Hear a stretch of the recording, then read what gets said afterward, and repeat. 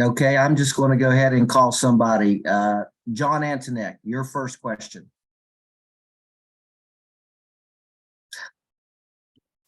Yeah, I'm trying to find I was going to ask a question. Hugs, how they been so far since you've had him back? You had a practice with him yet? No. No. How were they after the game?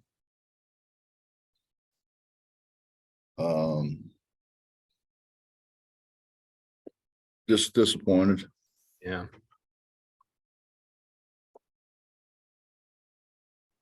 This team seems to be getting close. I mean, you look at each game that well, 4 of the 5 the games that you've lost, there's a player or two that could, if you flip it one way or the other, you're looking at wins. Is that how you approach it? Well, I think that's the truth. I mean, that's kind of the way it's fallen for us. We haven't got a lot of breaks or made a lot of breaks, depending on how you look at it. Yeah. We've had opportunities for sure. You try to just stay positive with them and just say, hey, we got to fight through this and just keep going and move forward. Well, I think, kind of at first is, hey fellas, we've got to run offense. We can't get out of what we do. And obviously we needed to make free throws, which we didn't. And at one point in time, we were close to 20 turnovers a game. Mm-hmm. So, I mean, obviously you got to address those things. But I mean, we've cleaned up the turnover issue, and I think they're playing hard. I didn't think we played as hard as we needed to initially, but they're playing hard. They played hard in that game. It just, every once in a while you need a break. When a team's going like this, how much of it is coach driven in terms of getting the guys refocused, or is it player driven where some of the older guys like Keedy got to say, hey, we got to take care of business? How does that work? Well, I think it's a little bit of everything. I mean, yeah, obviously guys like Keedy have voiced, their opinion, as have, a lot of other guys. Mm-hmm. I think what's important is the guys that voice their opinion are actually the guys that are not or that are rather giving it everything they have and really kind of as much as anybody can carry the load. It's hard to motivate others when you're having a hard enough time motivating yourself. Yeah. One more from me. TCU's coming off a really good win. They snapped a 2-game losing streak. What do you see from Jamie and the Horned Frogs coming in here on Wednesday? I think it's the most talented team Jamie's had since he's been at TCU. They're like the Lakers used to be. They're like the Showtime Lakers. They do a great job of running lanes. There's various clips of them rebounding a ball, outletting it, and scoring a layup at the other end before the ball ever touched the floor. Jamie's done a really, really good job of making it a up-tempo style. That's not what we remember from him at Pitt. No. I mean, but I think that tells you, what a good coach he is, that he can adjust. He can adjust to personnel. Next question goes to Kevin Kinder. That you mentioned a couple of times in the last 2 or 3 weeks about running a lot of different offenses, different looks, different schemes, I guess, and then mentioned that again, that maybe you were trying to run a little bit too much. Maybe it was a little bit too much for guys to handle. After this last game, when your smaller lineup looked like it had some success, helped you get back into it, does that kind of verify what you're thinking? Is that more of what we might see in the future? Well, I think we're going to try to as best we can figure out what best suits us. And that's going to vary according to who you play and how they play and their personnel as well. So, but I think we've always done that. I don't think that's a new thing. I just think it's a situation where, this whole thing is new. I mean, and it's new to me. We've got two freshmen that are very, very good, and they're going to be really, really good players. And we've got a couple sophomore players that are good players, and my hope and my thinking would be we want to hang on to those guys. We want those guys to stay. We don't want those guys being portal guys that are, going to go somewhere else and maybe or probably not play as much as what they would or should here. It's just, you got, when you bring in so many different people, we have obviously the portal guys. We took a couple junior college guys that are all very talented, are going to be really good players, but it's hard to put all that together. It's quite frankly, it's a lot harder than what I thought it would be. We've had guys come in, and particularly when I was at Cincinnati, we go recruit guys. We recruit guys from the National Player of the Year to guys that were All-Americans, to high school All-Americans, to junior college All-Americans, to just a wide variety of guys. But it wasn't that they didn't come from programs maybe drastically different than what some of these guys now have come from. And that's not a knock on anybody. That's just reality. There's a big difference in playing slow and playing fast. There's a difference in how you attack things. Are you going to be inside oriented? Or are you going to be more guard oriented? How are you going to play the game? And so you're trying to put all of that together. And we're close, but I think we've been close. We haven't made crucial plays the way we need to make crucial plays. And you think last night I was sitting there, I was thinking, with TCU coming up, the time we beat TCU, when Dexter Mouse had the wherewithal to grab the ball, take it out of bounds, and throw it length of the floor to Javon Carter, who was streaking down the floor, made a layup as time expired.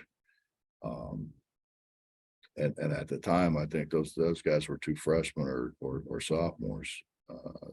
They probably were two freshmen to have the wherewithal to be able to do that. But those are two guys that had a basketball background, and two guys that were playing together, but they hadn't played together before they got here. But it's a difference when it's two guys rather than if it's 8 to 10 guys. The last 10 minutes or so of the Oklahoma game, I think you only had like one substitution. That was probably an offense to defense thing. That lineup there, obviously it might be a little bit rebound challenged, but do you like what you see from there? And is that a lineup that we might see more of? I thought our ball movement was better. I thought our people movement was better. Obviously we got better shots. So every game's going to be different. I can't tell you, hey, that's what we're going to do for the rest of the year, because there's going to be many instances where that's not the best thing for us. So to the best of my ability, I'm going to try to make sure that we're giving our guys the best chance they can to win. Next question goes to Bob Hertzel.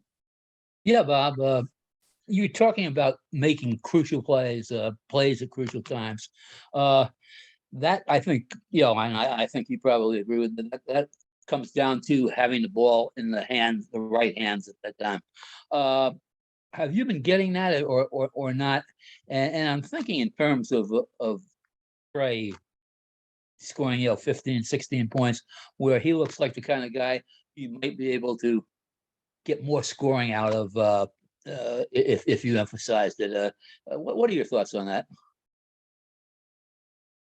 I think that's probably pretty accurate. I think the question is, are they going to execute what you ask them to execute? I mean,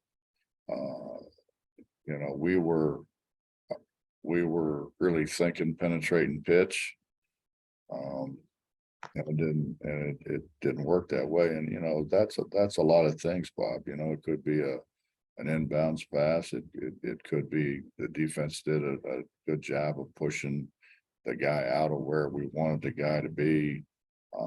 We could have missed a slip guy, which happens frequently. The slip guy standing under the basket wide open, and it's a tie game. But there's a lot going on. There's a lot going on, and you're in some instances you end up with people having the ball that really haven't been in that position before. So, I think, and again, I mean, it's what I tried to say earlier. We have a whole bunch of people who come from different basketball backgrounds. And so they're not all thinking the same way, where, before, Joe Mazzulla called me last night about a lot of things, but the one thing that, he said is we had the advantage of playing together for all those years. I mean, albeit, John played one way, we play another way, but they played together and they knew each other. And with the advent of the portal and basically freedom of movement, it's a different game. And it's gonna take some time, I think, maybe for people to adjust to. The people that are winning, Bob, are the people who have pretty much maintained a roster. Thank Bob, do you have a follow-up? you. Probably, but well, I'll get it later.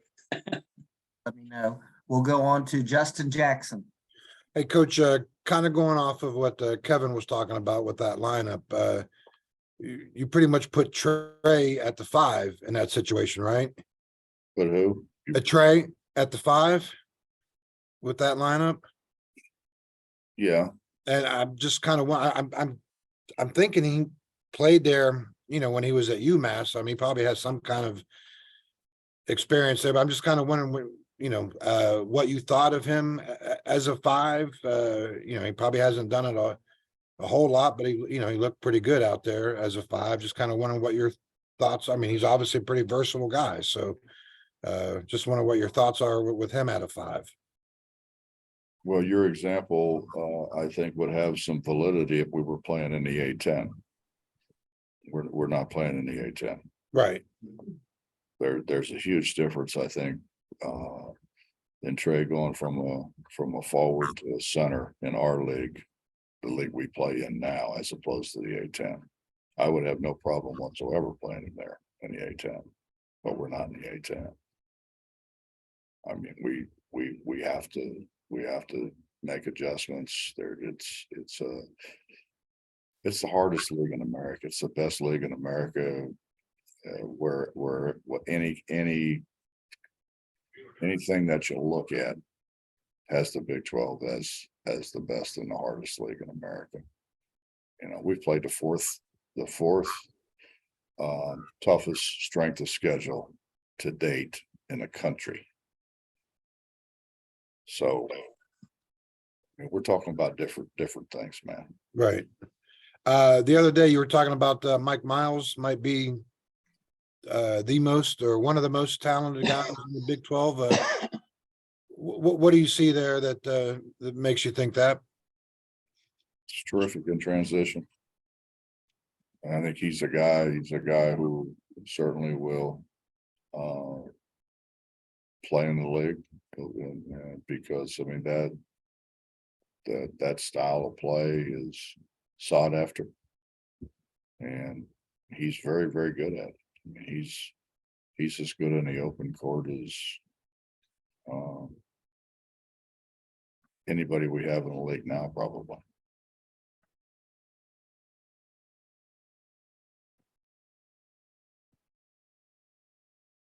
We will go to Mike Kazaza. Hey, Bob, how are you? Good, Mike.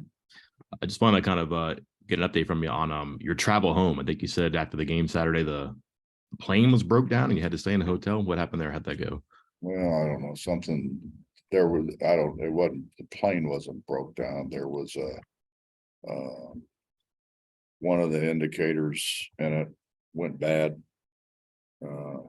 And I don't understand. I didn't even really try to understand, but it ended up, they had to find one of those. They had to make sure that it was in working order. And then it flew from somewhere to somewhere else to finally got back with us. And then of course you have to put it in a plane, make sure it's in a working order with the plane.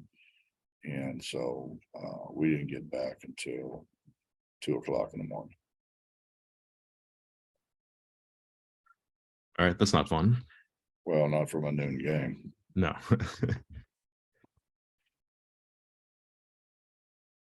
Questions for Coach Huggins? There's no more questions in the queue. Please use the raised hand feature before we let him go if you all have any more questions. Okay, we will go to Ryan Decker. Hey, Coach, you mentioned speaking with Joe Mazzulla, I think it was yesterday. If you would just, I guess, how have your conversations with him changed throughout the course of this year as he gets more experience at the NBA level? And I guess what kind of questions is he asking you at this point? He's not asking me any questions. I think Joe's fully capable of running the ship himself. I think Joe loves West Virginia, loves basketball program, and Joe and I have a very good, very close relationship.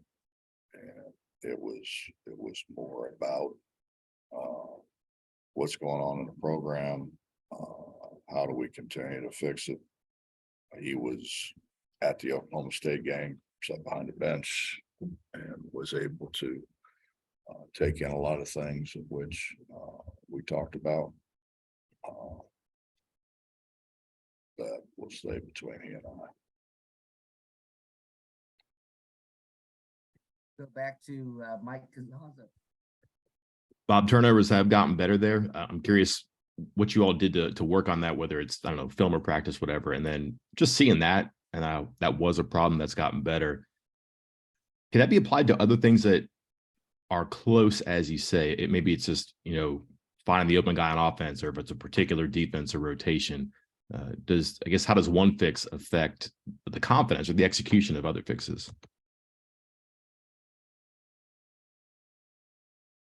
I'm not sure, Mike. I think there are times when conceivably that could happen. I think there's other times where they don't have enough in common that one would help make up for another one. I mean, the reality is we turned it over way too much early, but we shot free throws better. And now we're turning it over less and shooting for free throws worse. I don't know that there's any kind of correlation between that.